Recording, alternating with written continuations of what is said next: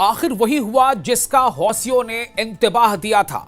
जी हां, हौसियों ने धमकी दी थी और यह कहा था कि हम अपने इंतकाम में आगे बढ़कर हमले करेंगे और हम सोने वाले नहीं हैं। यानी हम रेस्ट नहीं करने वाले, हम आराम नहीं करने वाले, बल्कि जिन्होंने हमें नुकसान पहुंचाया है हम उनके दिनों को काला कर देंगे।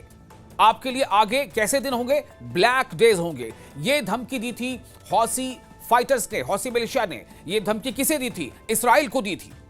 आपको पता है कि यमन में जो एक हौसी मिलिशिया है उसने लगातार इस्राइल को कई बार नाको चने चबवाए हैं। इस्राइल को अगर कोई परेशान कर पा रहा है तो वो है हौसी। और हौसिया ऐसा क्यों कर रहे हैं? हौसी फाइटर्स ऐसा इसलिए कह रहे हैं, उनका यह कहना है कि इस्राइल फलस्तीन पर जुल्म और ज्यादती कर रहा है। इस्राइल फलस्तीन के गजा में भूखों को मार रहा है।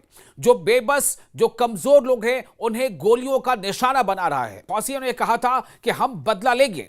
यानी इंतकाम की आग भड़क रही थी हौसियों में, और इंतकाम की वही आग एक बहुत बड़े हथियार के तौर पर हौसियों ने इस्तेमाल किया है। और हौसियों ने एक बार फिर रेड सी में, यानी कि लाल सागर में, एक ऐसे जहाज को निशाना बनाया है जो इस्राइल के लिए जा रहा था।